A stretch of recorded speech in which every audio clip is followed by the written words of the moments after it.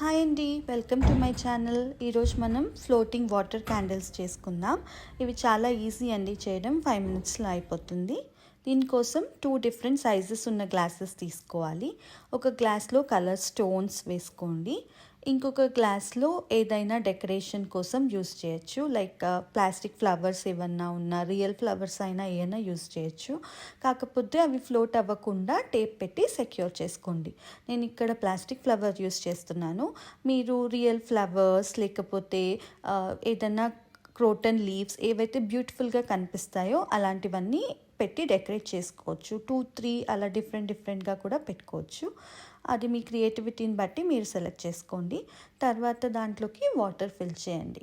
Water fill చేసిన తర్వాత మనం విక్ పెట్టుకోవాలి కదా, అది ఫ్లోట్ అవ్వడానికి ఒక ప్లాస్టిక్ ప్లేట్ ఏదన్నా తీసుకొని దాన్ని చిన్న రౌండ్స్ లాగా కట్ చేసుకోండి.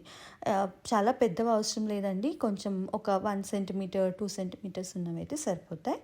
అలా కట్ చేసుకున్న తర్వాత దానికి మిడిల్ దాకా ఒక స్ట్రైట్ కట్ చేయండి. స్ట్రైట్ కట్ చేసి దాంట్లోకి మన విక్ ఏదైతే ఉందో అది ఇన్సర్ట్ చేయండి.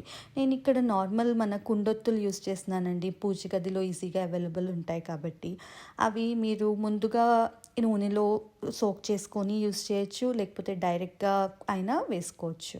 ముందు గ్లాసెస్లోకి కొంచెం ఆయిల్ పోసి తర్వాత ఆ వత్తిని కూడా ఆయిల్లో కొంచెం బాగా పీల్చుకున్న తర్వాత దాని మీద ఫ్లోట్ అయ్యేలాగా పెట్టేసేయండి. ఇది రెండిటికి రిపీట్ చేయొచ్చు. నెక్స్ట్ మనకి స్మెల్ కనుక బాగా రావాలి అనుకుంటే మీకు ఏదైనా నచ్చిన పర్ఫ్యూమ్ ఉంటే అది జస్ట్ ఒక 2-3 స్ప్రేస్ చేయండి. ఇది ఆప్షనల్ అండి, ఇది కంపల్సరీ ఏం కాదు. ఇలా చేసుకున్న తర్వాత మంచిగా మీరు లైట్ చేసుకొని టేబుల్స్ దగ్గర ఎక్కడైనా పెట్టుకొని డెకరేట్ చేసుకోవచ్చు. నేనైతే మా డైనింగ్ టేబుల్ మీద పెట్టి డెకరేట్ చేశాను. మీరు చుట్టూతా ఫ్లవర్స్ లేకపోతే ఇంకా వేరేది ఏదైనా డెకరేటివ్ ఐటమ్స్ కూడా పెట్టుకోవచ్చు.